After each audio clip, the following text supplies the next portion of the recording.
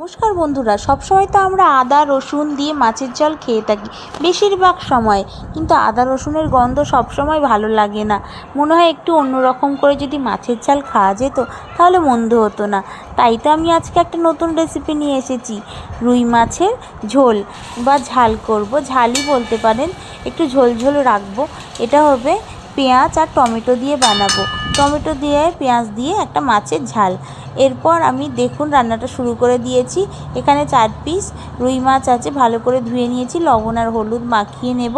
ভালো করে মাখিয়ে নিয়ে আমি এটা ভাজবো, আমি ভাজতে দেব। তার আগে আমি কড়াটা গরম করে নিয়েছি, কড়া গরম হয়ে গেছে। তারপরে আমি সর্ষের তেল দিয়ে দিলাম। তারপর কড়া গরম হয়ে তেলটা গরম হয়ে যেতেই কিন্তু আমি মাছগুলো দিয়ে দিচ্ছি।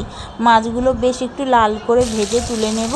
কড়া গরম হয়ে গেছে, তারপরে তেল দিয়ে মাছটা দিয়েছি বলে মাছটা বেশ সুন্দর ভাজাও কিন্তু হচ্ছে, উঠে আসছে, নাহলে লেগে যায়, তলায় লেগে যায়।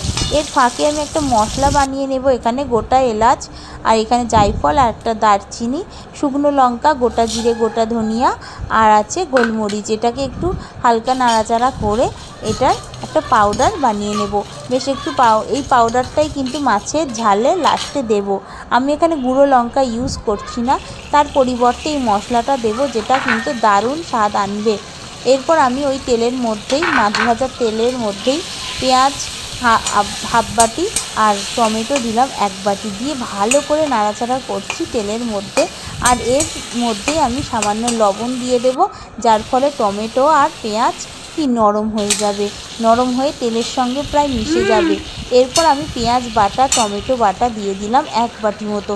যেহেতু টমেটো আর পেঁয়াজটাই মেন, সেই জন্য এর পরিমাণটা একটু বেশিই দিতে হবে। ভালো করে কষিয়ে নিচ্ছি। এরপর হলুদ গুঁড়ো আমি 1.5 চামচ মতো দিলাম, আর কাশ্মীরি লঙ্কার গুঁড়ো 1 চামচ দিলাম। এখানে আমি গুঁড়ো লঙ্কা ইউজ করব না, আর আমি এখানে কাশ্মীরি লঙ্কাটা দিলাম একটু রঙটা যাতে লাল লাল আসে।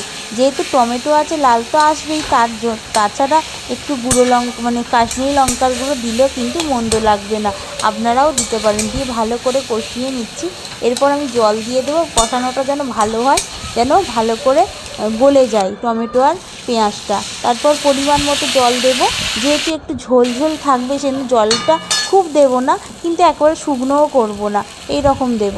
দিয়ে এরপর মাছগুলো দিয়ে 10 মিনিট একটু ফুটিয়ে নেব। ফুটিয়ে নিলেই কিন্তু আমার রান্না কমপ্লিট। এতে ঢাকা দেওয়ার দরকার নেই, ঢাকার প্রয়োজন পড়বে না।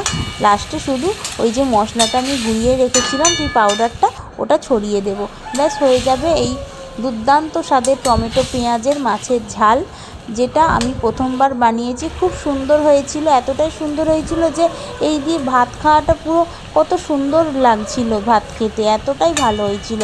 আমার তো মনে হয় আমি আবার বানাবো এরকম মাছের ঝাল, এতটাই ভালো হয়েছিল। বন্ধুরা, তোমাদের কেমন লাগলো একটু কমেন্টের মাধ্যমে জানাবে। ভালো লাগলে বাড়িতে একবার এইভাবে মাছের ঝাল বানিয়ে খেও। ভালো থেকো সবাই, আবার আসবো নতুন।